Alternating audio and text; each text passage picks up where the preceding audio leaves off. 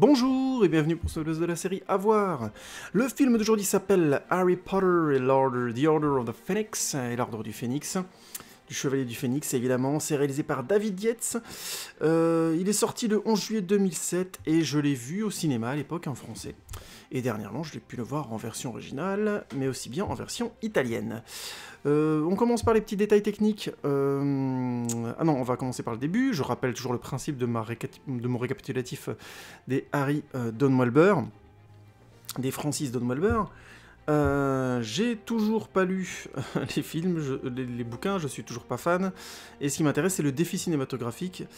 Et justement, faire donc 8 films, 7-8 films en l'espace de 10 ans, et justement, on rentre dans le Money Time parce que David Yates, c'est le réalisateur qui va réaliser les 4 derniers, qui va remporter la coupe jusqu'au bout de la série, en arrivant donc sur ce 5e film, Harry Potter et l'Ordre du Phénix. Alors pour l'information technique, Michael Goldenberg remplace au scénario Stephen Kloves, qui faisait un petit break, puisque c'est un énorme taf, je crois qu'il aura taffé sur les 4 premiers, plus sur les 3 derniers, donc autant vous dire gros taf. Au départ, je pensais que ce serait signifiant de vous dire que c'est Michael Goldenberg qui a remplacé Stephen Kloves, parce que je pensais qu'il y avait des grosses différences d'écriture entre les deux, mais en fait, je trouve plus que ce soit si flagrant que ça. Les styles sont assez similaires, et le retour de Stephen Kloves sur les 3 films suivants ne va pas être, à mon avis, tellement marquant. Mais je reviendrai là-dessus éventuellement, je me dédierai éventuellement lors des prochaines vidéos, puisqu'a priori je vais faire une vidéo par film. Alors, David Yates, c'est qui? C'est un réalisateur de télévision anglaise surtout, qui a eu plusieurs récompenses et ainsi de suite. Pourquoi je pense qu'il faut pointer une chose sur les réalisateurs de télévision anglaise, ça veut dire grosso modo qu'ils ont le niveau cinéma. En Angleterre, la BBC notamment, qui est grosso modo le service public anglais, est connue pour notamment faire du super taf. Ils ont fait notamment les séries télé Doctor Who, qui est absolument mythique maintenant, la série Black Mirror, qui est devenue un mythe, pour citer des choses très distantes dans le temps, mais qui existent toujours. La série Sherlock avec Benedict Cumberbatch, qui est juste excellente. La série Luther, qui a fait connaître notamment Idris Elba un peu plus que The Wire, et qui est très très bon, etc. etc. Bref, Yates, il a fait 10 ans d'expérience à la télévision anglaise, donc c'est un beau CV, et il a eu notamment plusieurs BAFTA, qui est un gros prix qu'on décerne à la télévision anglaise pour les réussites sur différents projets. C'est un beau CV de dire qu'un mec vient de la réalisation de la télévision anglaise, j'insiste. Perso, j'ai rien vu, mis à part les Harry Potter et les Fantastic Beasts, les animaux fantastiques. J'ai même pas vu la légende de Tarzan. Donc je vais essentiellement m'exprimer sur les Harry Potter et grosso modo les animaux fantastiques sur lesquels j'ai déjà fait une review, si vous voulez aller l'écouter. Donc, si vous connaissez la légende de Tarzan et que vous pensez que ça vaut le coup que je le regarde, écoutez, n'hésitez pas à me le dire, j'irai jeter un coup d'œil avec curiosité. Alors, bien que j'avais la sensation que l'arrivée de David Yates entraînait une baisse de qualité de la réalisation sur les Harry Potter, les réalisateurs précédents avaient eu moins de succès au cinéma sur les Harry Potter, mais avaient connu par exemple des gros succès, ce qui n'était pas le cas de David Yates. Et en plus, il y a plusieurs réalisateurs très cotés qui avaient été vus entre-temps, que ce soit Jean-Pierre Jeunet, je fais souvent l'erreur, Guillermo del Toro, Matthew Vaughn, pour réaliser ces Harry Potter, et qui avaient tous refusé et décliné gentiment l'offre. Et donc là, on se retrouvait un petit peu... Yates ressemble un petit peu à un choix par défaut, à comparer les succès télévision, les succès de cinéma, et le fait que Yates vienne de la télévision. Mais en fait, j'ai aussi l'impression, mais c'est personnel, que Yates a été choisi parce qu'il était peut-être plus malléable, parce qu'il avait tout simplement moins d'expérience sur des grosses productions hollywoodiennes. C'est mon impression, je reviendrai dessus à l'occasion. Mais je trouve qu'on peut pas comparer le tempérament des mecs comme Del Toro, Matthew Vaughn ou Jean-Pierre Jeunet, en regardant leur filmographie, que ce soit ce que Matthew Vaughn a réussi à imposer sur X-Men, les prises de tête régulières de Guillermo del Toro sur ses différents films avec les producteurs, notamment sur Le Hobbit, ou encore Jean-Pierre Jeunet, ce qu'il avait réussi à poser sur la série Alien.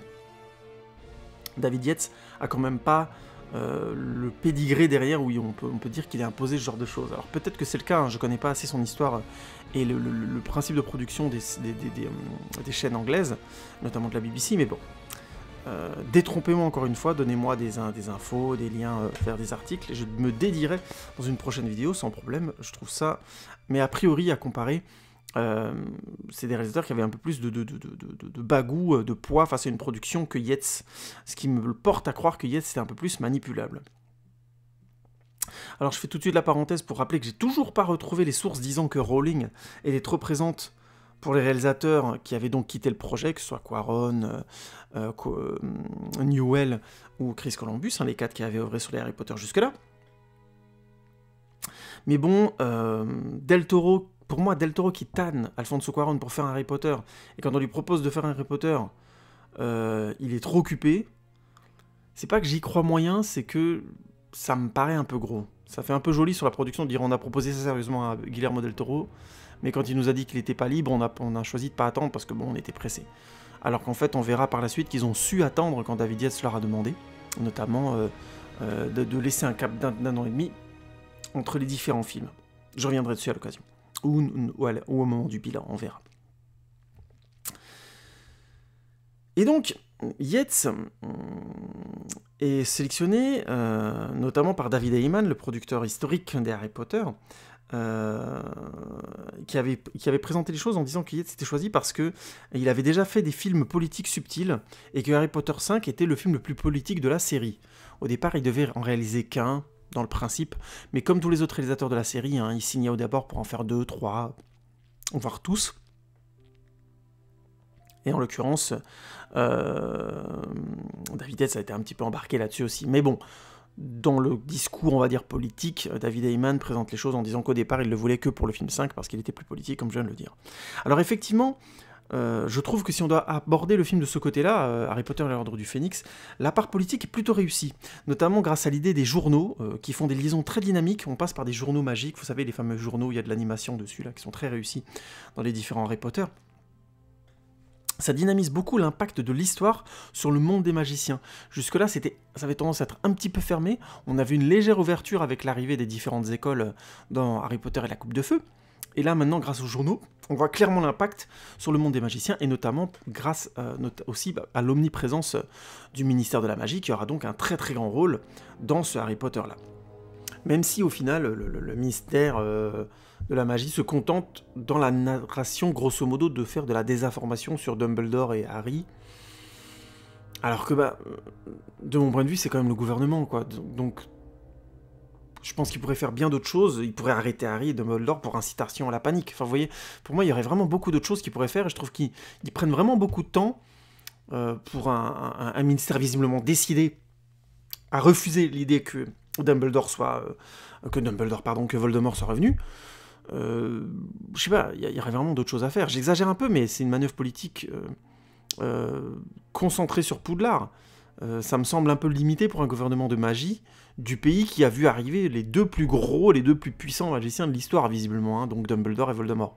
Je m'attendrais à quelque chose d'un peu plus costaud. Alors vous allez me dire que Dolores Sombrage fait des choses assez costauds après, mais elle le fait dans le dos du ministère de la Magie, donc voilà, je ferme la parenthèse. J'attendrais, en termes politiques, j'aurais peut-être attendu quelque chose d'un peu plus costaud, même si ça reste, entre guillemets, effectivement subtil, comme le dit David Heyman, de fonctionner par la calomnie.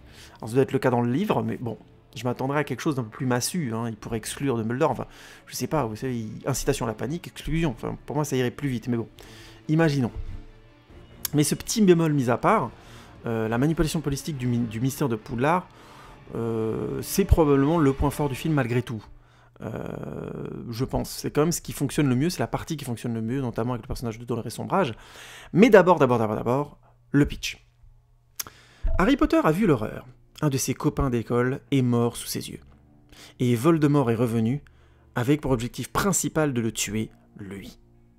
Mais malgré les preuves du retour de Voldemort, et la parole de l'illustre Dumbledore, le ministère de la Magie nie l'évidence. Et par l'intermédiaire de la presse, il calomnie Dumbledore et Harry. Ce dernier retourne donc à Poudlard plus seul que jamais, malgré les présences indéfectibles d'Hermione et Ron. Mais l'ambiance ne fait que s'assombrir avec la nomination d'un nouveau professeur de défense contre la magie, une agente directement envoyée du ministère, la rose vénéneuse Dolores Ombrage. Alors, Harry Potter 5, c'est un peu un paradoxe pour moi. Le film commence par une scène en plein soleil, sur un extérieur vraisemblable. Alors, pour la petite parenthèse, jusque-là, le quartier des Moldus de la vie des parents, enfin des parents adoptifs de Harry, les Dursley, était plus un décor exagéré. Même dans Harry Potter 3, donc le prisonnier d'Azkaban, et chez Columbus, on avait vraiment une palette de couleurs riches, on avait comme ça, voilà, des décors qui faisaient très plastique, très cinéma. Et là, on a donc d'un seul coup ce même décor qui devient très réaliste. On dirait vraiment une suburb avec un peu plus loin, enfin, un quartier populaire anglais, avec un peu plus loin une autoroute. Enfin voilà, on a d'un seul coup un contexte qui devient beaucoup plus vraisemblable. Et on a donc ce début de film très ensoleillé, et ça bascule très vite sur une nuit et des couleurs grisâtres à cause de l'arrivée c'est pas les mange-morts, excusez-moi, des détraqueurs. Et cette arrivée de la nuit et du gris va grosso modo être sur tout le reste de la série. Et c'est marrant parce que j'avais carrément oublié le début de ce Harry Potter avec cet effort de contraste très fort, qui est réussi pour le coup, qui fonctionne très bien. Durandal explique très bien dans sa réplique comment Harry Potter arrive tout doucement et comment il a l'air d'être l'ombre de lui-même. C'est une très bonne lecture, je suis d'accord avec Durandal. Mais comme le reste de la série des 4 films va être sur ce ton de grisâtre-là, j'avais carrément oublié ce type d'image. Et donc, des films de Yates, j'ai finalement gardé que des images grises. Alors que ça a commencé justement par ce contraste très fort. Alors, pourquoi j'ai eu cette sensation? Probablement parce que les 4 films avec cette gamme de couleurs vont garder cette gamme de couleurs après grise. Alors, sur le papier, c'est compréhensible. Hein, les choses deviennent plus graves, les choses deviennent de plus en plus dangereuses. On vit dans un monde maintenant clairement qui a admis que, enfin, qui n'est pas encore admis que Voldemort est de retour, mais il est de retour, donc on est dans une sorte de monde malade, qui sait qu'un danger va arriver, mais qui ne veut pas le regarder en face. Ce qui est intéressant d'un point de vue théorique sur le papier, mais dans les faits, je trouve que ça va donner un ton très monotone au film. Et il en reste quand même 4. Hein. Mais je reviendrai là-dessus un peu plus précisément. Je pense que d'un point de vue purement technique, l'œil a besoin d'un renouvellement des stimulus, par le rythme de l'image, par la couleur de l'image, par les lumières. Or, du coup, les gammes trop uniformes, unies, ça donne de l'identité, mais ça ennuie aussi par la monotonie. Perso, j'ai eu la sensation d'une vraie monotonie visuelle qui va prédominer à partir de ce Harry Potter-là. Mais je reviendrai là-dessus, je développerai bien sûr tout le long des 4 derniers Harry Potter. Pourtant, j'ai vraiment gardé cette sensation en tête, alors qu'Harry Potter 5 est un film avec beaucoup de bonnes idées de narration et de mise en scène. Faut commencer par le truc, vraiment un des trucs les plus réussis, c'est le personnage de Dolores Ombrage. Je trouve qu'il incarne vraiment toutes les réussites du film. Le personnage arrive de manière forte dans l'histoire, avec une opposition comme ça à Dumbledore dans le tribunal, et le procès truqué de Harry. Puis elle arrive à Poudlard, où elle coupe de nouveau la parole à Dumbledore, avant de torturer Harry, de renvoyer la prof de voyance, et enfin de faire fuir Dumbledore devant toute l'école, avant de devenir elle-même directrice. Voilà. Et donc on a cette prise de pouvoir, prise d'identité presque sur le film, que fait Dolores Ombrage, et ça fonctionne très très bien. Le film prenant tout doucement son identité à elle. C'est un parcours efficace de film, et le film le raconte très bien. Ses vêtements notamment symbolisent bien les étapes du personnage, puisqu'au départ elle est en rose avec une jupe d'autorité, hein, puisqu'elle arrive chez les juges, puis en rose avec un discours religieux, en parlant notamment d'un mal qui est à éradiquer, comme ça. Puis plus tard, elle a une sorte de tunique rose foncé quand elle est directrice, et qu'elle transforme Poudlard, grosso modo, en institut fasciste, hein, je caricature à peine. Et en école disciplinaire, comme ça, complètement fasciste. Et ça aussi, c'est subtil, mais ça fonctionne très très bien, parce que le personnage, le parcours du personnage est bien symbolisé aussi par l'évolution de ses vêtements dans le film. Ce qui fait un deuxième jeu de lecture, une deuxième sensation d'évolution qui est non seulement narrative, mais aussi visuelle. En plus, elle a des paroles et des actes de plus en plus violents. Elle est impitoyable et fanatique De tous les personnages, c'est le personnage le plus impitoyable, violent et fanatique que j'ai jamais vu, je pense, dans la série. Je reviendrai peut-être là-dessus en voyant les derniers épisodes, mais je crois pas. Hein. Je crois vraiment que c'est elle qui va le plus loin. Elle commence par de la calomnie, hein, donc quand elle dit que les détraqueurs, c'est impossible qu'ils soient chez les Moldus. Alors, il se trouve que, petite parenthèse, je n'ai pas lu les livres, mais j'ai vu des petites vidéos qui en parlent un petit peu, des éléments qui manquent, et ainsi de suite. Et j'ai appris qu'à la base, c'est elle qui est vraiment la manipulatrice dans ce Harry Potter 5, puisqu'elle enverrait les détraqueurs à la poursuite d'Harry pour servir le ministre Fudge et pouvoir calomnier ensuite Harry, puisqu'elle veut absolument défendre le ministre en chef, le ministre Fudge, alors qu'il est... mais à son insu, hein, toujours à son insu par contre. Et en l'occurrence, c'est elle qui les a envoyés, donc elle essaie vraiment... Elle envoie les détraqueurs et ensuite elle essaie de le calomnier pour le faire renvoyer. Enfin, vous voyez, elle veut vraiment les sceller au maximum et sauver la face pour le ministère. Donc elle sert de manière complètement fanatique et absurde le ministre, encore plus dans le livre. Mais bon, c'est pour la petite parenthèse, c'est juste pour dire dans le livre, dans le film, c'est pas présent ça, mais je trouve que ça suffit. Le personnage est assez diabolique comme ça, il n'y avait pas besoin de lui donner tous les éléments d'instigation. Ça aurait été peut-être un poil trop, je pense. Ensuite, elle met en place les fameuses règles, après la calomnie au procès, donc elle met en place les règles fanatiques, et elle les applique par la torture en plus, hein, donc c'est quand même... On franchit un cap dans les Harry Potter tout de suite. Là, vraiment, la scène où elle torture Harry, notamment avec la fameuse punition où ils écrivent et ils s'aggravent sur les mains, c'est très réussi, c'est très noir. Une très très belle réussite cette séquence, et là je trouve qu'on franchit un cap adulte, et on comprend tout à fait la réaction d'Harry en face, qui se mure dans un mutisme parce qu'il n'a jamais été confronté à une violence pareille des adultes. Il était déjà confronté à la calomnie, à la violence psychologique de Rogue et d'autres personnages, et il a été torturé par Voldemort, mais là on franchit un cap parce que c'est dans les murs de l'école, là où il est supposé se sentir grosso modo en sécurité. Alors pour la petite parenthèse, je l'ai déjà dit dans les autres versions, mais dans les autres reviews sur les 4 premiers films, mais Poudlard, sécurité des enfants, 0. Nul. Rien d'autre à dire. Nul à chier. Je comprends même pas qu'on envoie ses enfants là-bas. On ferme la parenthèse. Puis ensuite, donc elle torture, ensuite elle utilise de la magie agressive, hein, puisqu'on a le fameux moment où elle écarte les enfants avec un petit coup de magie. Il y a deux enfants qui sont assis sur un banc qui s'embrassent, et puis elle les fait s'écarter, 2 ados là.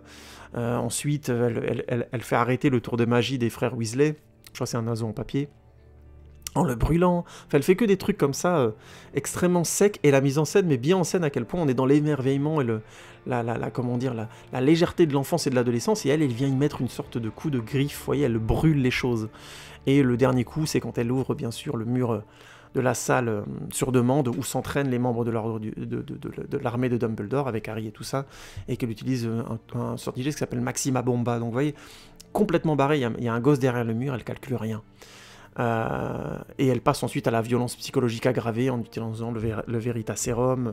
Elle gifle Harry, enfin vous voyez quoi, elle est prête à utiliser le sortilège de Doloris, qui est un sortilège interdit. Enfin voilà quoi, donc c'est vraiment un des personnages les plus dark de la série, si ce n'est le plus dark. Elle est en tout cas le personnage le plus violent du film, avant l'arrivée des Mange-Morts puis de Voldemort, mais en même temps on les voit pas être aussi violents, je trouve, qu'elle. C'est ça qui est paradoxal. En tout cas, l'interprétation de Imelda Stanton est excellente. Elle invente ce petit rire comme ça qui est entre le sadisme et l'hystérie retenue, qui est juste génial, où elle coupe un moment Voldemort avec, et ça fonctionne à 100%, on est vraiment juste... on est dans une pièce avec plein de monde, et juste le fait de faire ce petit rire là, ce petit hoquet, coupe naturellement Dumbledore, c'est absolument génial. Je sais pas si ça vient d'elle, mais je le pense. En tout cas, Imelda Stanton, une des actrices qui m'a le plus marqué de cette série de films, et qui est absolument brillante dans le rôle. Il faut ajouter à ça l'arrivée de Nicholas Hooper à la musique, qui pour le coup est très inspiré par les personnages et les séquences de transformation de Poudlard en école fasciste.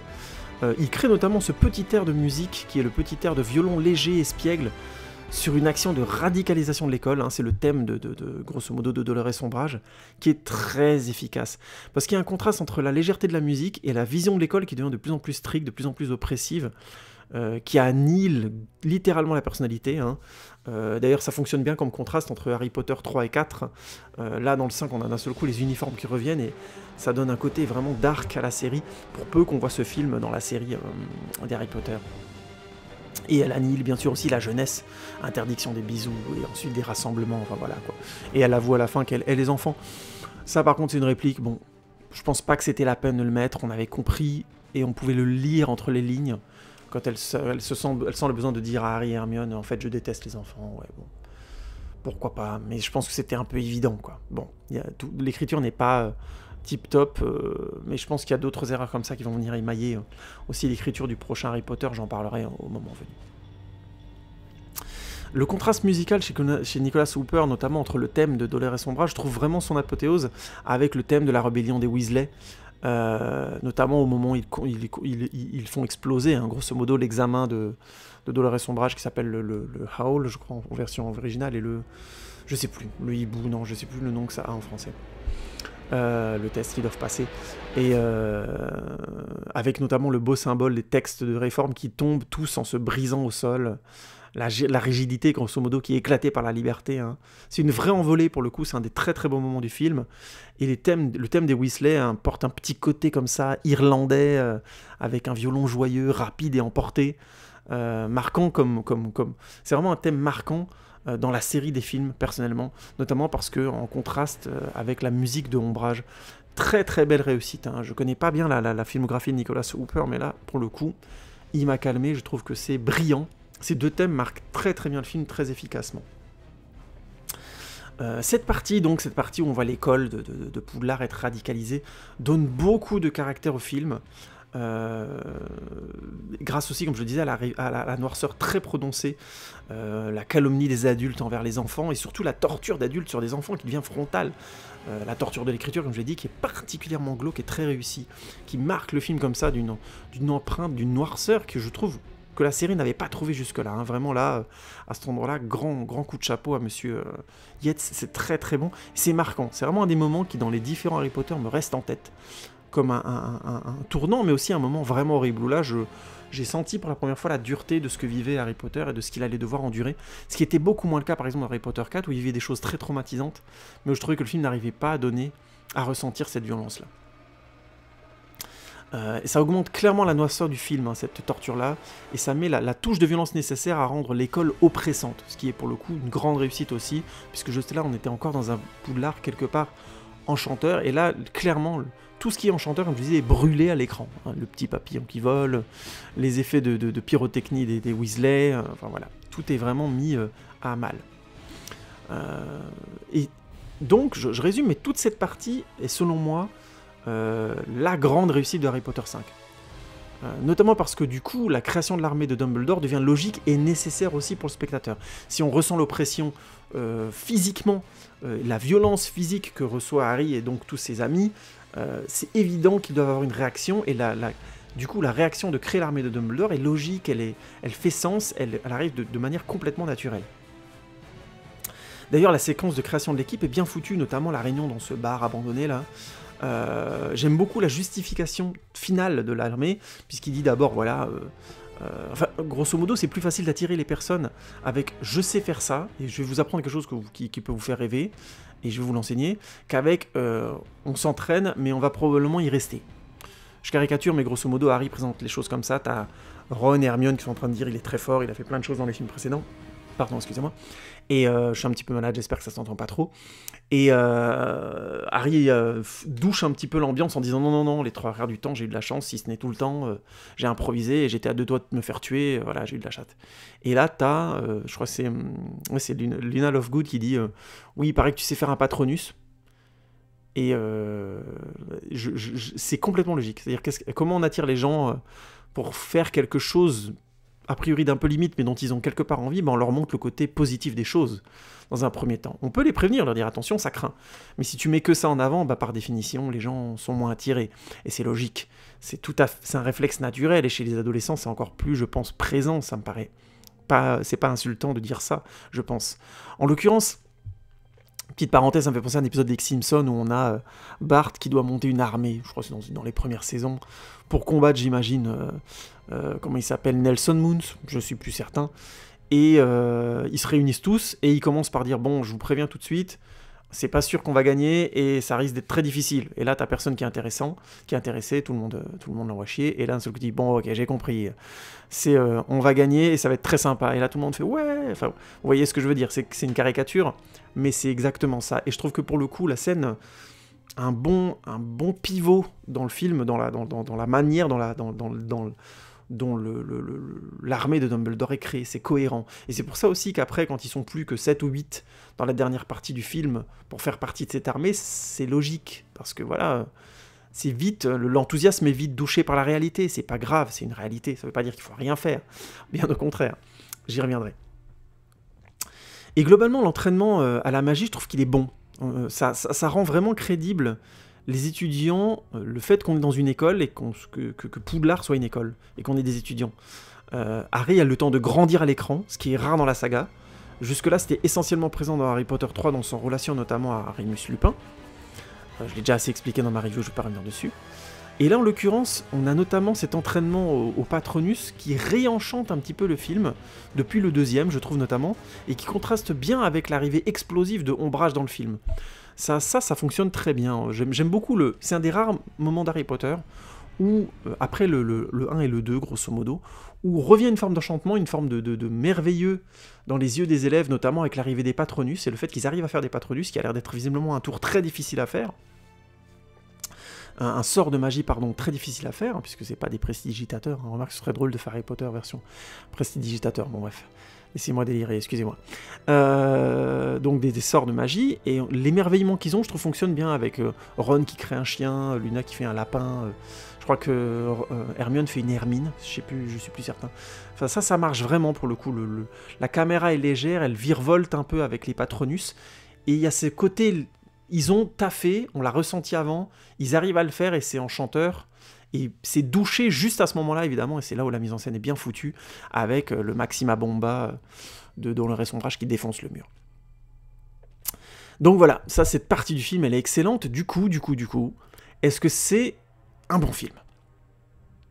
Selon moi. C'est compliqué. C'est compliqué. Parce que, dans la dernière partie, on voit enfin l'équipe d'Harry combattre. Donc il y a une sensation d'accomplissement qui est sympa, qui est bien foutue, même s'ils sont battus parce que qu'ils sont trop jeunes. C'est pas expliqué, mais bon, grosso modo, les mange-morts sont plus âgés, ont plus d'expérience. Enfin, je sais pas. C'est un peu vaseux, mais bon, dans beaucoup de films, c'est comme ça, hein, pour faire la petite parenthèse. Hein. Pourquoi ils ont perdu? Parce que sinon, c'est la fin de l'histoire. Enfin, vous voyez ce que je veux dire, S'ils sont plus forts que les mange-morts tout de suite, bon, il n'y a pas besoin d'avoir peur des mange-morts. Mais grosso modo, j'ai jamais trop compris dans la série d'Harry Potter en quoi les mange-morts étaient si exceptionnellement effrayants. Parce qu'ils utilisent des sorts interdits? Ouais. Mais visiblement, il y a des gens en face qui savent utiliser les sorts classiques, Expelliarmus, Stupéfix et toute la bande, pour les arrêter. Donc, je sais pas. Je sais pas pourquoi ils sont si terrifiants que ça. Parce qu'on a peur qu'il y ait Voldemort avec eux, peut-être. Enfin, je sais pas. En tout cas, ça m'a jamais paru évident. Mais je pense que c'est parce qu'on a peur qu'il y a Voldemort avec, j'imagine. Enfin bref. En tout cas, grosso modo, il y a plutôt un bon setup payoff. On a bien cette montée, vous voyez ce que je veux dire, hein, préparation-récompense. On a bien cette équipe qui monte, qui s'entraîne ensemble, et qui enfin, à la fin, est amenée dans l'action vive. Et ça marche bien, on a ce très beau moment où ils sont dans la fameuse salle des souvenirs, là, je sais plus comment ça s'appelle. Et on a la sœur Jenny Weasley qui envoie un réducto qui fait tout éclater. C'est classe, parce qu'on les voit vraiment progresser à l'image. Ça fonctionne bien, ça. Et juste derrière, on a donc la mort de Sirius, et juste derrière, Dumbledore versus Voldemort. Donc on peut avoir qu'un crescendo. On a cette très belle mise en place de l'école, l'armée de Dumbledore qui se met en place, qui arrive à s'enfuir de l'école, qui va donc au ministère de la magie, qui est poursuivi par les mange-morts, ils se battent, ils sont battus, et là on a l'ordre du Phénix qui arrive, la mort de Sirius dans la foulée, Harry qui poursuit tout de suite Dolores, mais surtout on a juste après Dumbledore contre Voldemort. Donc c'est généreux, non? C'est vraiment là on a, dans ce que je viens de dire, il y a un crescendo. Eh ben, cette fin, elle me marque pas plus que ça. Je sais, c'est étonnant, hein. Moi-même quand je l'explique, je trouve ça bizarre. Alors pourquoi? Pourtant, on a l'arrivée de Voldemort dans l'esprit de Harry qui est intéressante. Harry qui doute de devenir comme Voldemort, au point d'en avoir, d'ailleurs, petite parenthèse, le visage quelques secondes de Voldemort, grâce à un effet de lumière subtil et très efficace, où on maintient le doute chez les spectateurs à ce stade de l'histoire. Ça m'a beaucoup plu. Moi, j'ai pas lu les bouquins. Donc, le moment où Harry s'énerve devant Dumbledore qui l'ignore, qui lui dit « Écoutez-moi, qu'est-ce qui m'arrive ?» On a vraiment un effet de lumière qui lui écrase le nez. On a vraiment quelque chose de Voldemort dans son visage, et c'est très très réussi. J'aime beaucoup cet effet, je le trouve très subtil. En plus, on a l'entraînement à la résistance, à la manipulation avec Rogue, qui est vraiment bien pour le coup pour découvrir un peu le père de Harry, que le père de Harry n'était pas un ange, hein, notamment, et que Rogue a été victime dans son adolescence.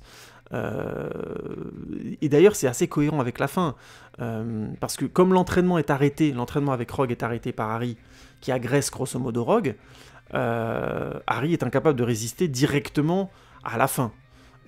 Il arrive à résister à Voldemort par un truc qu'il découvre à ce moment-là, de mon point de vue. Hein. C'est pas Rogue qui lui apprend à résister, Rogue l'entraîne, mais grosso modo, c'est Harry qui trouve la manière de contrecarrer Voldemort à la fin. Ça aussi, ça fonctionne, je trouve, grosso modo, c'est plutôt bien amené. Donc, encore une fois, c'est quoi le problème? Je sais pas, c'est une accumulation de détails. Déjà, il y a un point de narration qui me paraît vraiment ballot, maladroit dans ce Harry Potter-là, c'est l'introduction des géants, notamment par Hagrid, là, qui présente son géant maladroit. Alors, on a Hagrid qui revient. Déjà, le film prend pas le temps de l'introduire autrement que par Hagrid est revenu. Donc, si on connaît pas la série, bah what the fuck, on comprend juste que c'est Hagrid, le garde-chasse, hein, voilà. Les autres profs ont le temps d'être là, hein, avant d'être agressés, avant l'agression de Ombrage, grosso modo. Hein. Oh zut, j'ai oublié le nom de McGonagall, voilà, même McGonagall, elle a le temps d'être là un peu à l'image avant que Ombrage lui rentre dedans. Et dans cette scène très maligne où on les voit sur un escalier, et que le combat symbolique rejoint leur position sur l'escalier, puisque McGonagall monte d'abord au niveau de Ombrage avant de redescendre naturellement. Et ça finit sur McGonagall qui part en bas, je crois, qui descend les marches, et Ombrage qui reste au même niveau pour dire, voilà, il y a beaucoup trop de choses qui vont pas dans cette école, bref. Ça marche bien, ça, en termes de mise en scène, c'est malin. Donc voilà, il y a Hagrid qui revient, mais on le présente pas très bien, je trouve.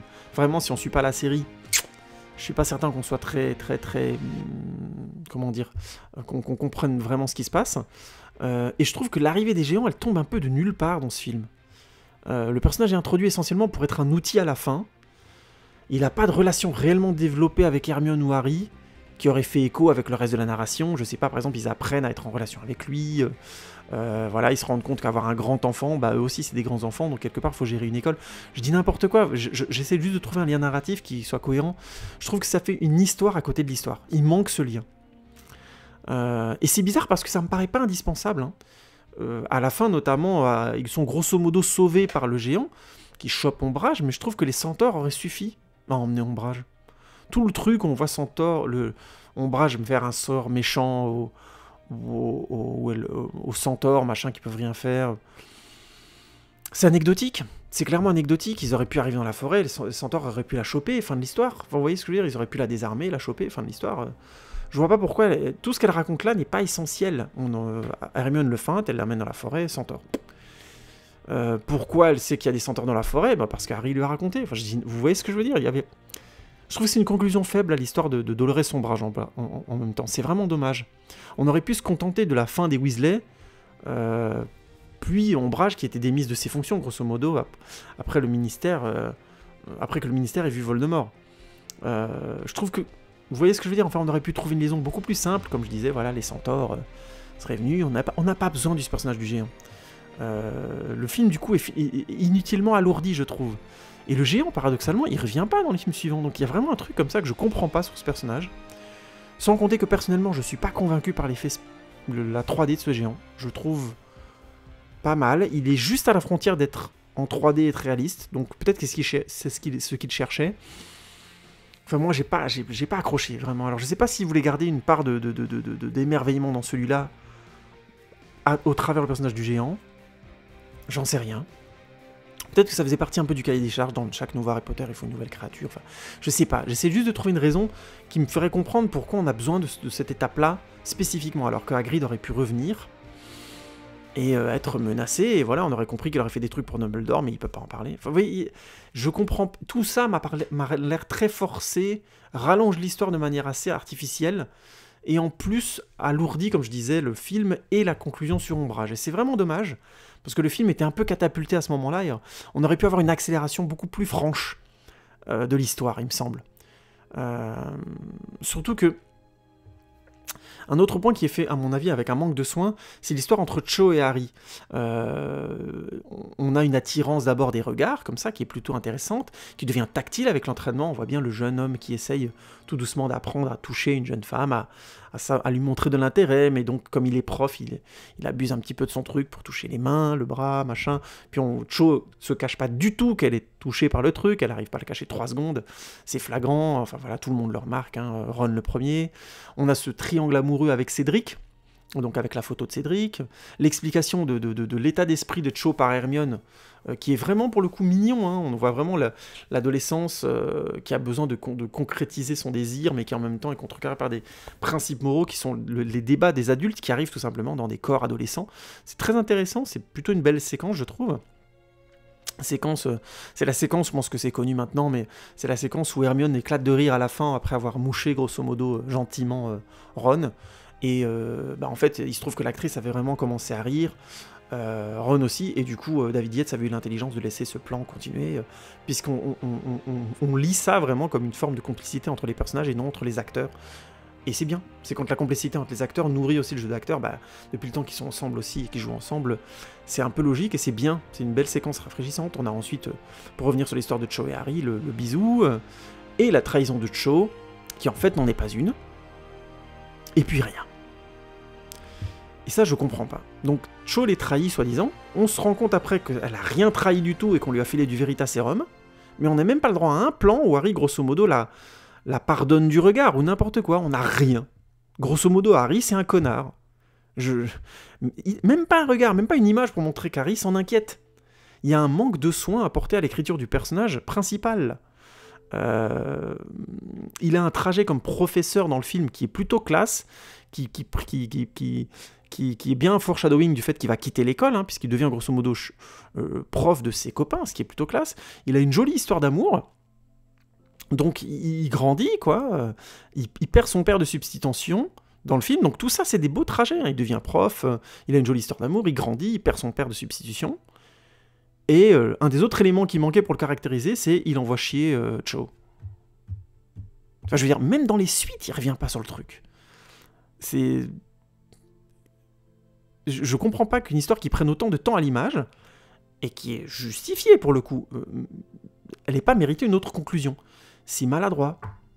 Non mais franchement, c'est très maladroit, c'est vraiment bizarre cette histoire. Je comprends même pas pourquoi c'est pas venu à un moment donné à l'idée du scénariste ou David Yates de dire non mais attends là... C'est bon, il a découvert... On dit qu'elle a pris le Veritaserum ? Ouais, bah c'est bon alors. Comment ça c'est bon ? Harry il s'en fout. Harry il retourne pas lui faire un bisou en disant « Ah, excuse-moi, en fait, non, en fait ça arrangeait le reste de l'histoire que, vu qu'il va être avec Jenny, que... il se revoit pas, mais ça aurait pu être très bien qu'il retourne la voir en lui disant je suis désolé, et qu'elle lui dise écoute, j'aurais aimé que tu me pardonnes et tu l'as pas fait. Vous voyez ce que je veux dire ? C'est simple, c'est beau, ça donne de la densité à Harry et à Cho, ça le fait grandir encore. On a eu des intrigues à la con avec des géants à la place de ça, merde, c'est dommage. Est-ce que ça ruine le film ? Non, mais moi je suis sorti du film déjà à l'époque en me disant mais c'est un connard. Pourquoi il va pas lui dire on te pardonne, c'est cool ? Enfin bon, bref. Et c'est un problème récurrent dans les films de Yates. Les conclusions sont souvent hâtées et maladroites, je trouve. On verra ça dans les suites, hein, mais les plans de fin notamment, qui pourraient être symboliquement intelligents, me paraissent souvent mais au quetch par rapport au film. Je reviendrai là-dessus après. Et en plus, pour moi, peut-être que c'est le plus gros problème. Alors, je sais que là, je vais m'attaquer à un truc qui va peut-être un peu faire grincer les fans du livre. Pour moi, Sirius Black dans les films grosso modo, est un problème. Maintenant que j'ai revu les films, que j'ai pris le temps de faire ces reviews, de vous les écrire et de vous en parler, je reste assez catégorique. Il me semble que Black a une relation avec Harry qui est compréhensible vraiment dans les différents films, à partir de Prisonnier d'Azkaban, mais je trouve qu'elle est peu touchante en termes de cinéma. Harry est très seul dans ce film, donc on ressent son besoin d'un adulte plus que de copain-copine. Il a besoin d'être rassuré un petit peu, il a besoin qu'on lui dise que le monde des adultes, c'est pas qu'un truc comme ça. Donc il y a Dumbledore et Sirius Black qui ont ce rôle. Dumbledore prend des distances par rapport à lui, c'est très bien expliqué, il espérait le préserver en prenant des distances, c'était une erreur, mais on peut comprendre qu'il ait eu cette réaction-là, c'est intelligent par rapport à ce qu'est en train de vivre Harry, et il s'est dit qu'il valait mieux qu'il prenne des distances par rapport à l'arrivée comment dire, de Voldemort, et qui devait un petit peu s'éloigner de lui parce qu'il y a aussi des calomnies. Donc si on les voyait beaucoup ensemble, on allait encore se dire que lui et Dumbledore étaient en train de préparer quelque chose, sachant qu'Harry vivait très mal le fait d'être calomnié par ses copains. On a notamment ces séquences tout à fait correctes, pas géniales, hein, mais parce que ça va un peu vite, où on a Sean, un jeune qui dit à Harry, grosso modo, à un moment donné, que c'est un connard et qui raconte des conneries, et au milieu du film, il lui dit, en fait, non, tu dis pas des conneries, je te crois, est-ce que je peux participer à l'armée? Bref. Mais je trouve que déjà les films éloignent Sirius de manière artificielle un peu. Pour prendre le cas de Sirius Black précisément, puisqu'on comprend pourquoi Dumbledore est un peu à distance. Déjà, la séquence où il y a la réunion de l'Ordre du Phénix au début du film, il n'a pas le temps de lui dire bonjour. On se voit plus tard. Non, il faut qu'on lui porte la porte, il faut qu'on lui ferme la porte et qu'on lui dise non, t'as pas le temps, machin. Alors que visiblement, et visiblement tout le monde le sait, que ce soit les Weasley ou Lupin, ils savent l'importance de Black aux yeux de Harry. Donc Harry arrive, il voit Black par la porte, il veut lui faire coucou, et là on lui dit non. Enfin, vous voyez ce que je veux dire? C'est quand même très maladroit. Ils peuvent dire bonjour, et écoutez, on a une réunion, on se voit après. Je comprends l'idée de mise en scène, c'est de jouer sur la frustration d'Harry à être en relation avec un adulte qui considère comme sa famille, son nouveau père et tout ça, et quelqu'un qu'il aime bien. Mais ça, c'est maladroit déjà. Vous voyez ce que je veux dire? C'est pas cohérent comme attitude des adultes autour d'Harry. C'est pas cohérent. Pas avec les Weasley, pas avec Lupin, qui savent à travers quoi est passé Harry. C'est pas cohérent. Alors, imaginons qu'on voit ce film-là, et qu'on n'ait pas vu les films précédemment, ça peut passer. On se dit, ok, ils sont cons, ils le connaissent pas bien. Bon, ils sont maladroits. Imaginons. Mais ensuite, le lien avec Harry, c'est genre ces deux clins d'œil, quoi. Harry qui veut se battre avec l'Ordre du Phénix, et t'as Black qui fait un clin d'œil, c'est bien. Et puis Harry qui a sauvé Mr. Weasley, et puis t'as Black qui arrive, et qui leur fait un clin d'œil. Donc déjà, c'est sympa. C'est, comment dire, tu sens qu'il y a une relation entre eux. Mais vous êtes d'accord avec moi que des clins d'œil, bon... Les acteurs jouent bien, ok. Vous comprenez ce que je veux dire? Ça va pas très loin quand même. Là, on est quand même grosso modo à la moitié du film, le mec lui a fait un coucou et deux clins d'œil. Que les choses soient bien dites. Même s'il présente à un moment des idées de combat et tout ça, et que Harry est d'accord, et qu'on sent qu'ils ont dû une connivence, ça va quand même pas très loin. Et ensuite, la grosse scène, grosso modo, c'est supposé arriver, où il est supposé, grosso modo, tout se jouer entre Black et Harry, parce que c'est vraiment, pour moi, la scène séminale de tous les films où Sirius Black est là. Je parle bien des films, hein. Ben, c'est quand il présente, grosso modo, l'arbre généalogique de la famille Black, et qu'il a été exclu, et ainsi de suite. Donc, je dis pas que la scène n'est pas idiote. Grosso modo, Black présente son arbre généalogique, et Harry dit « Je sais pas ce qui m'arrive, je suis tout le temps énervé, j'ai l'impression de devenir comme Voldemort, et si je devenais comme Voldemort ?» Et il lui dit « C'est pas tes sensations, tes émotions qui font qui tu es, c'est les actes qui définissent le plus les gens que les pensées. » C'est pas mal. C'est pas mal. C'est pas idiot comme séquence. Faut pas non plus jeter la pierre à cette séquence, mais moi je trouve que c'est pas une séquence très touchante parce que c'est un dialogue. C'est juste un dialogue. Il n'y a pas d'enjeu de mise en scène très fort, il n'y a pas un choix très fort avec cette tapisserie, il n'y a pas un plan qui fait que cette séquence est mémorable. Il n'y a pas ce truc émotionnel qui fait que la séquence monte, on voit juste... la mise en scène se contente de jouer sur le jeu des acteurs, qui est très bien, mais qui n'est pas non plus transcendant. Et Gary Oldman est un bon acteur, j'ai rien à dire là-dessus, mais je trouve que ça n'emporte pas les émotions. On n'est pas assez avec Harry à ce moment-là, parce qu'on ne peut pas assez croire à la présence de Black, tout simplement parce qu'il n'existe pas assez dans ce film. Il est présent, mais il n'est pas assez là. Vous voyez ce que je veux dire? Il manque un truc. Il dit « Mon histoire personnelle, c'est ça, j'ai donné ça à l'Ordre du Phénix », mais on sent très bien que le film se débat à un moment donné pour essayer de lui donner de la place et de la consistance avant qu'il se fasse tuer. Et je suis désolé, au final, je trouve qu'il n'y arrive pas. J'arrive pas à être ému, moi, par la mort de Sirius Black. Et si j'arrive pas à être ému par la mort de Sirius Black, ça veut dire que techniquement, j'arrive pas à être proche d'Harry à ce moment-là du film. Or, je devrais l'être. Et là, je fais une grosse différence entre moi et Durandal. Durandal a lu les livres à partir du 4. Et je pense vraiment que ça a influencé son point de vue. Encore une fois, je vous conseille de voir ce récapitulatif sur les films Harry Potter, c'est passionnant, c'est très intéressant.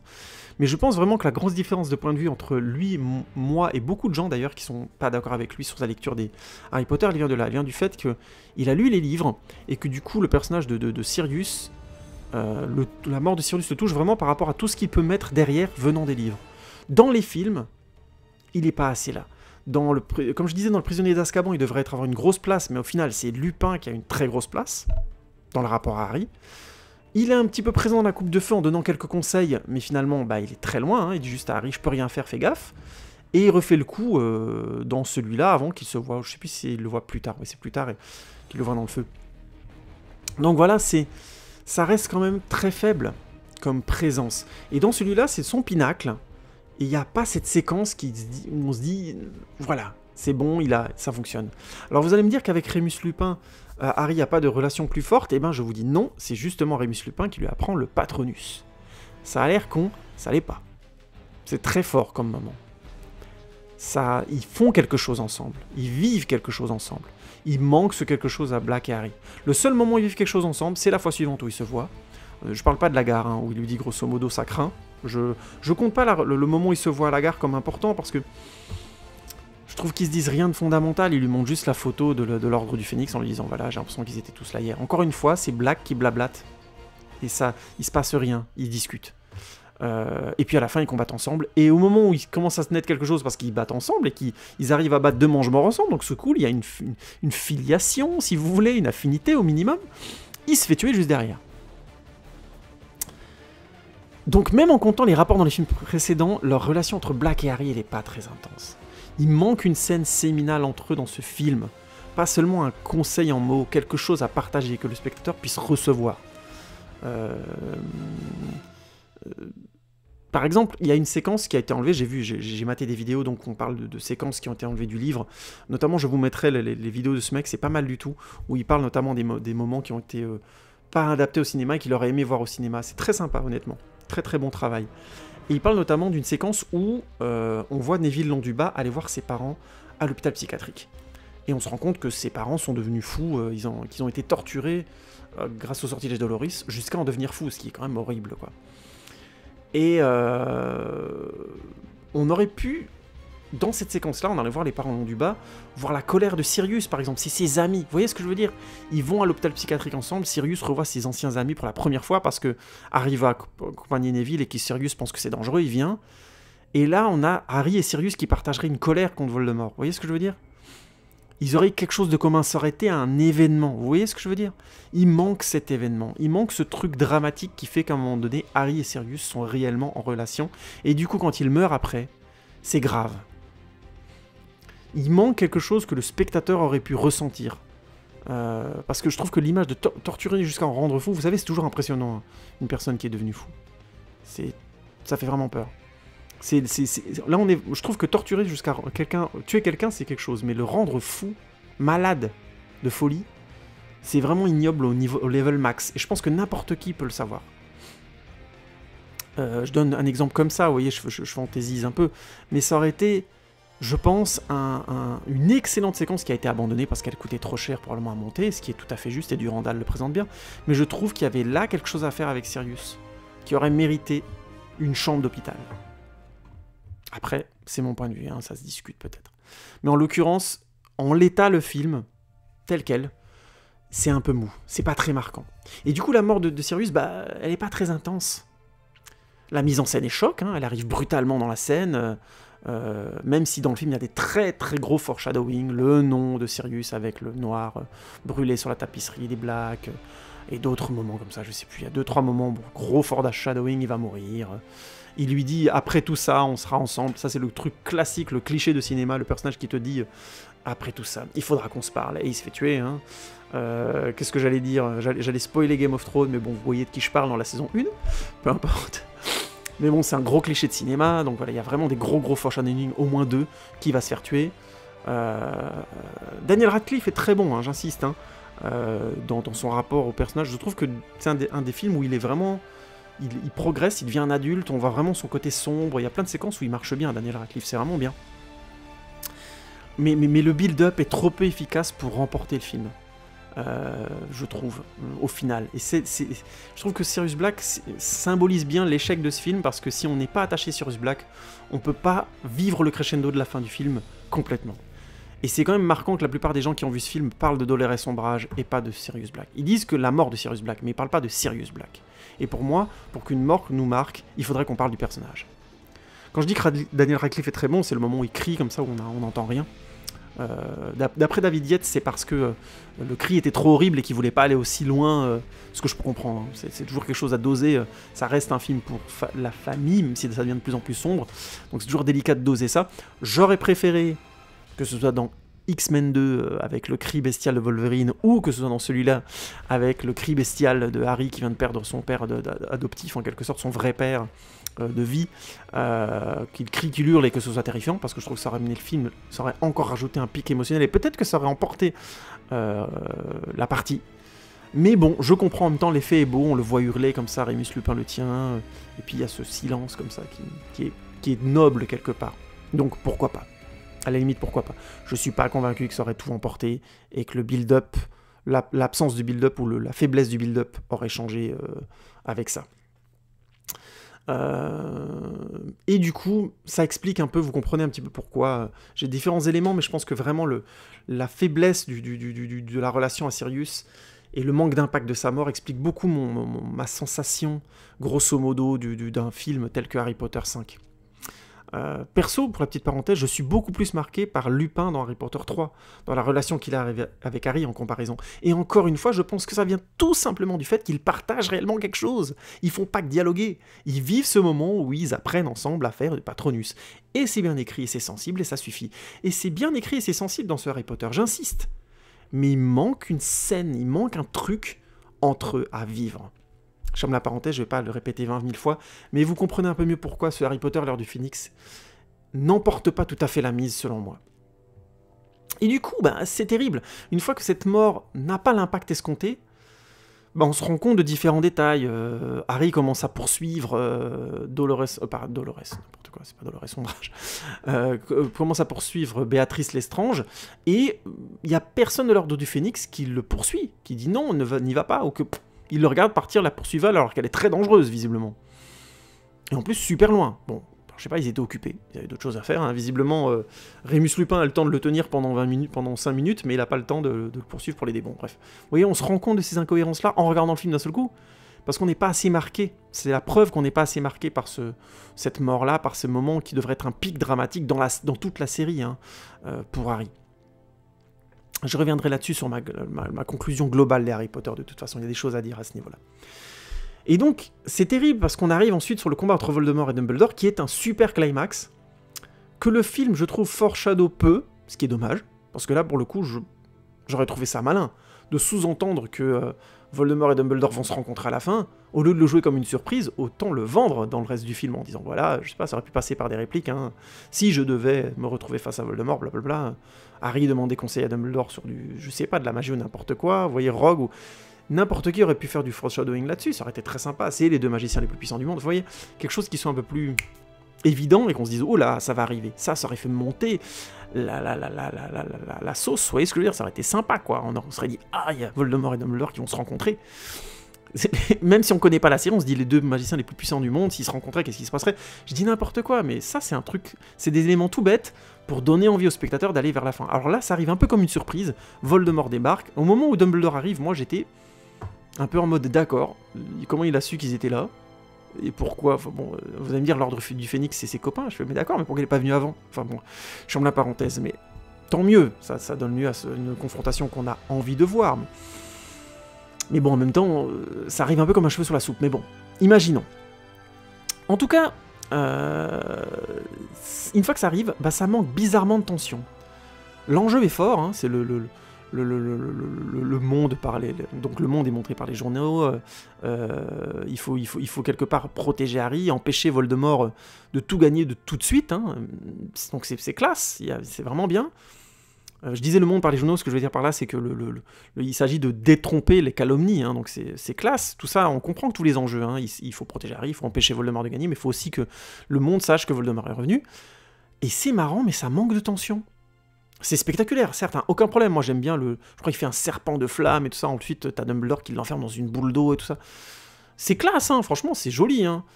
T'as Voldemort qui éclate tout comme ça en faisant... Puis t'as toutes comment dire, j'imite très bien Voldemort. Et les bouts de verre qui éclatent dans tous les sens comme ça, puis il les récupère pour faire une sorte de fumée, là. C'est super, franchement, il n'y a rien à dire, mais ça manque de tension. Ça manque de tension parce que je pense qu'on n'a aucun doute sur le fait que ni Voldemort, ni Dumbledore, ni Harry vont mourir. Ça joue, Et puis, on n'a pas vraiment de build-up de cette séquence-là. Encore une fois, on nous prévient pas des masses, on n'essaie pas de nous dire « Ah, ils vont peut-être se rencontrer ». Ça manque peut-être de croisement de tension, je sais rien, j'en sais rien. Est-ce qu'il aurait fallu qu'Harry soit un peu idiot, qu'il essaye d'attaquer Voldemort et que Dumbledore le blesse, soit blessé à cause de lui? Vous voyez ce que je veux dire? Un foreshadowing du film suivant, enfin j'en sais rien. Est-ce que Dumbledore aurait été proche d'avoir Voldemort et puis aurait voulu attaquer Voldemort et Voldemort se libère? Je vous dis un truc, quelque chose, un événement qui aurait créé cette séquence, autre chose qu'ils se battent, puis à un moment donné, Voldemort s'attaque directement à Harry et Dumbledore peut être que spectateur. Je sais pas. C'est des idées stupides, on est d'accord, je veux complexifier un truc qui n'avait peut-être pas besoin de l'être, peut-être que simplement, c'est ce que je disais avant, la mort de Sirius n'est pas assez marquante et du coup le build-up s'effondre. Vous savez, c'est terrible, hein, on a vous avez la fameuse courbe de progression, durée et intensité, en abscisse, en ordonnée, ça monte en diagonale, puis d'un seul coup on a un trou, voilà, où ça monte plus, ça reste juste plat, ah, il est mort. Puis ça remonte. Bah, c'est pas la même chose quand ça continue de monter. C'est juste pas le même pic émotionnel, ni la même hauteur d'intensité qui est atteinte. De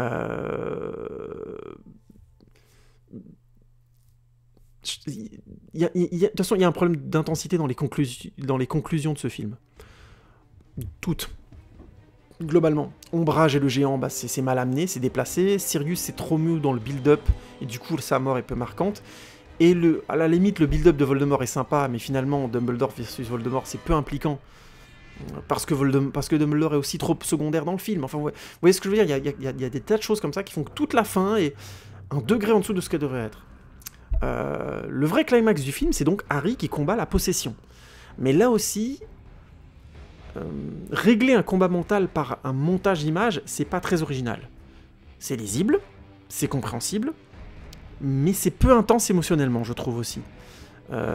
Ça manque peut-être de détails visuels, plus visuels de la douleur d'Harry. Un degré de noirceur aussi fort que la punition de la plume, vous voyez ce que je veux dire? Pour montrer la violence de Voldemort sur Harry. Je pensais à un truc là. Vous voyez ce que je veux dire? Comment on crée un combat mental? On essaie de marquer l'esprit du spectateur. J'aime beaucoup les montages cut qu'a pu faire Darren Aronofsky, notamment dans Requiem for a Dream, parce qu'il arrivait avec un montage cut à créer du malaise. Et c'est en choisissant le bon détail au bon moment, celui qui franchit un cap dans notre morale, et dans ce qu'on est capable d'accepter de voir à l'image, ou dans le son. Et c'est ça l'agression mentale, je trouve qu'au cinéma on la ressent beaucoup plus quand on vit un truc comme ça. Il y a une image, un son qu'on n'était pas prêt à encaisser, et boum, on se le prend dans la gueule. Trop tard, on l'a pris. Et c'est désagréable, et on est mal à l'aise. Il aurait fallu quelque chose de l'ordre du malaise.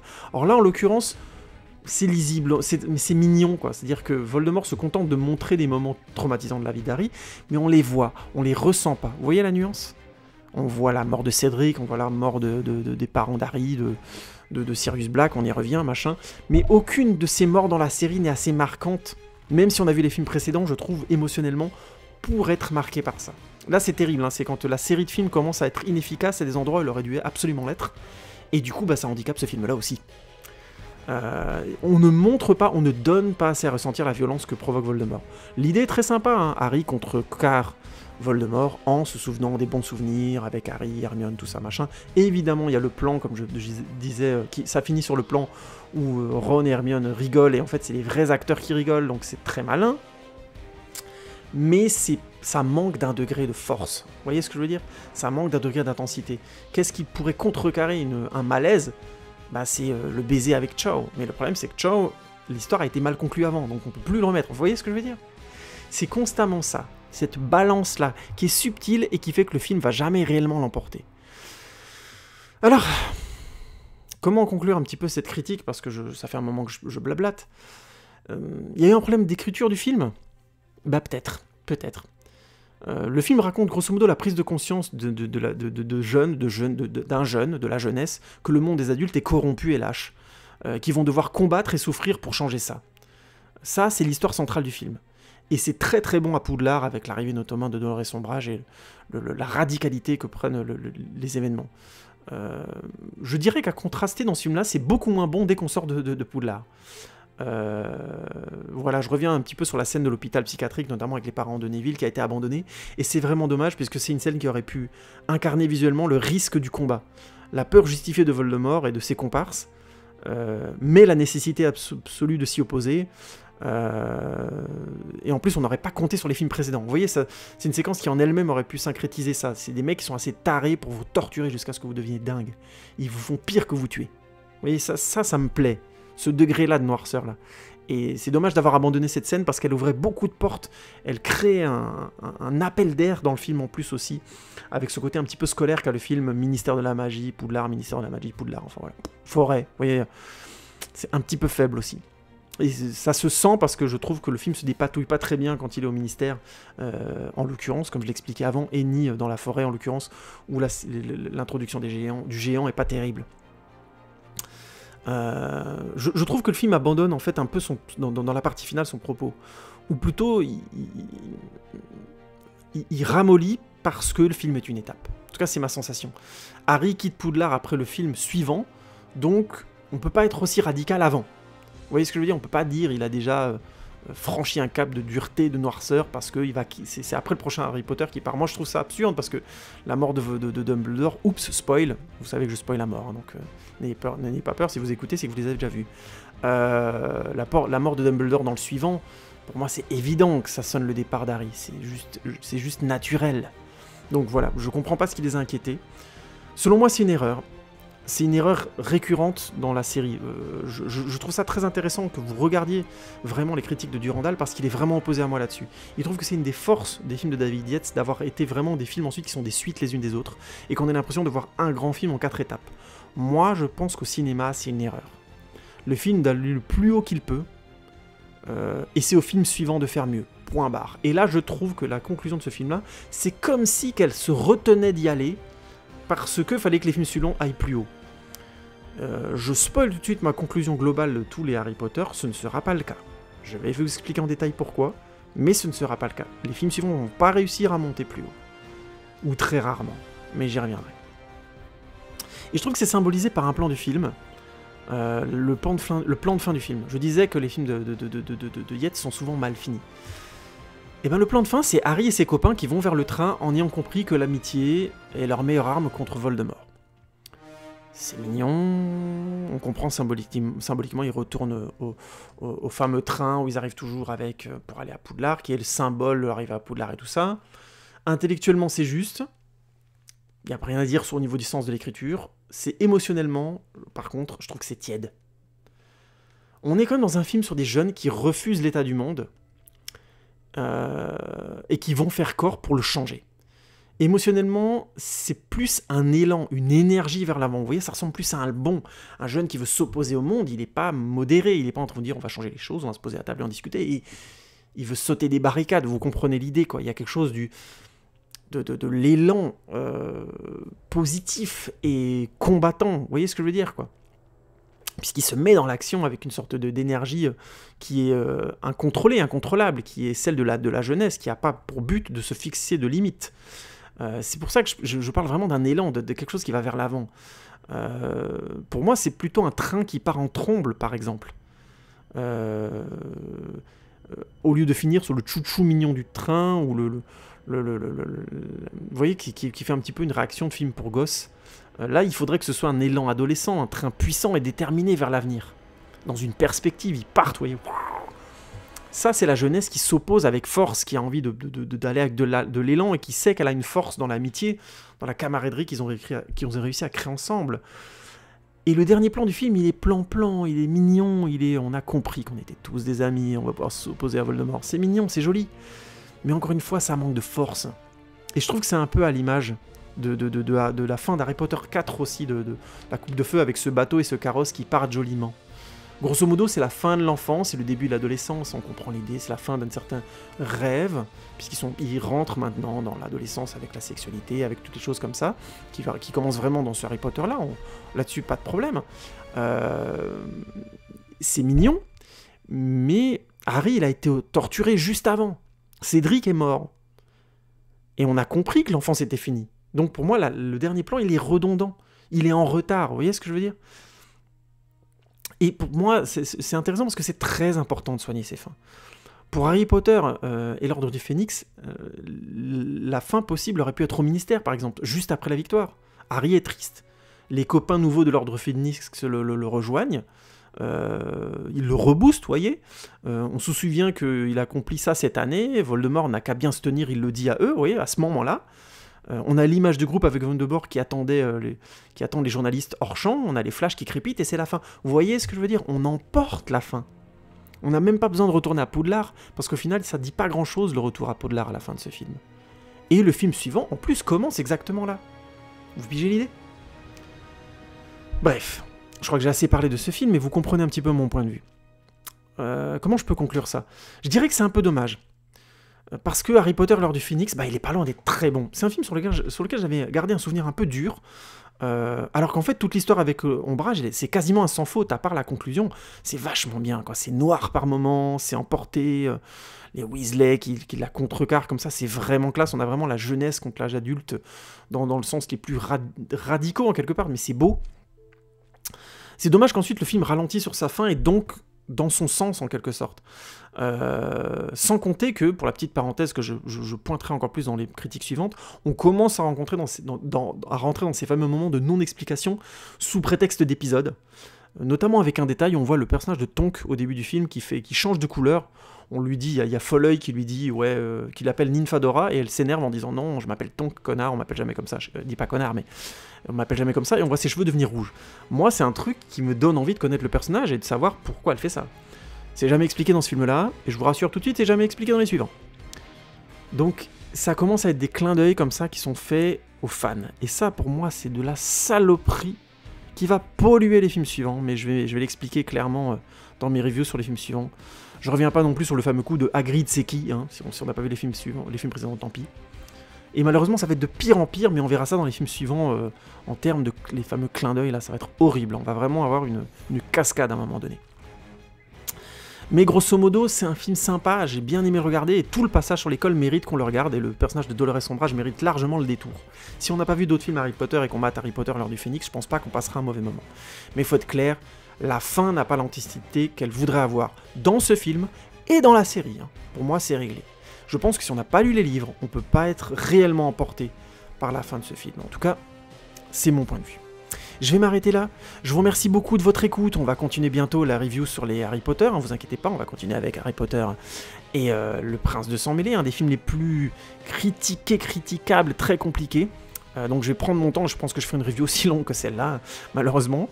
Ou heureusement, j'espère pour vous.